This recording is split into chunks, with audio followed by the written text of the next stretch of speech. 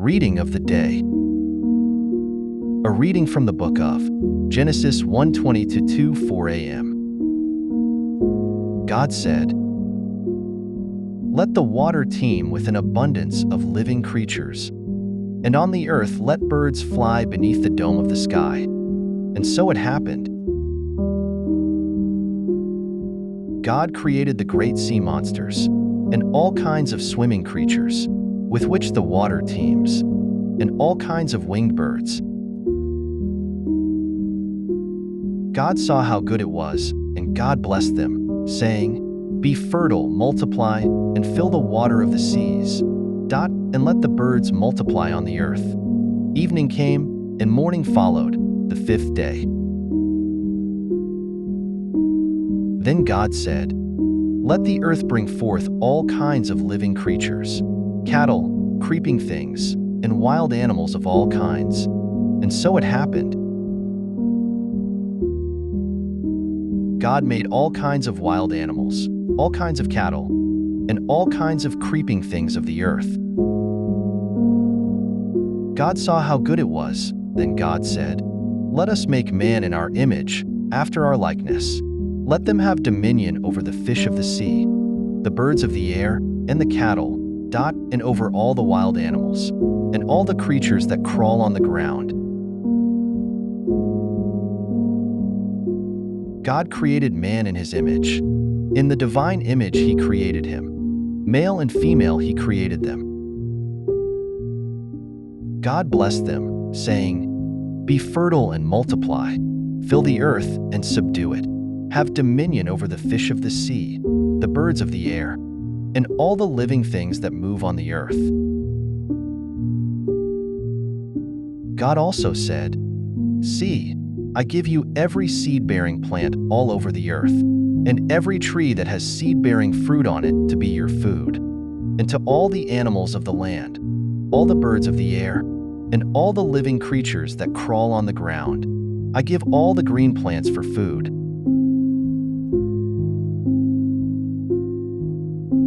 And so it happened. God looked at everything he had made, and he found it very good. Evening came, and morning followed, the sixth day. Thus the heavens and the earth, and all their array were completed. Since on the seventh day God was finished with the work he had been doing, he rested on the seventh day from all the work he had undertaken. So God blessed the seventh day and made it holy, because on it he rested from all the work he had done in creation. Such is the story of the heavens and the earth at their creation.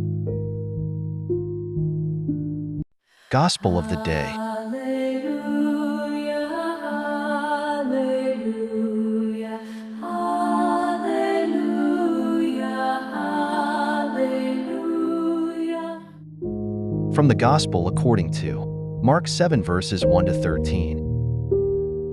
When the Pharisees with some scribes, who had come from Jerusalem, gathered around Jesus, they observed that some of his disciples ate their meals with unclean, that is, unwashed, hands.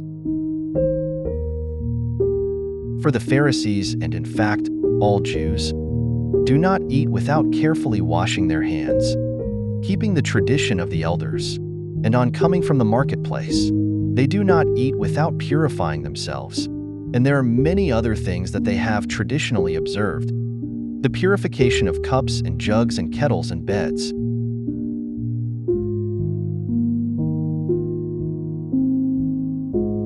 So the Pharisees and scribes questioned him, "Why do your disciples not follow the tradition of the elders, but instead eat a meal with unclean hands?"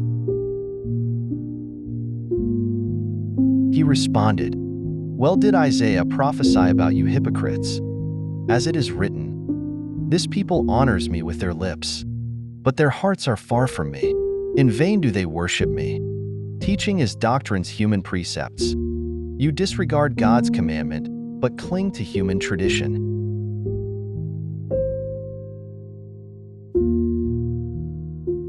He went on to say, "How well you have set aside the commandment of God in order to uphold your tradition. For Moses said, Honor your father and your mother. And whoever curses father or mother shall die. Yet you say, if someone says to father or mother,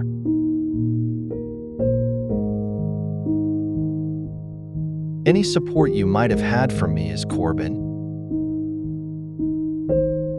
meaning dedicated to God, you allow him to do nothing more for his father or mother.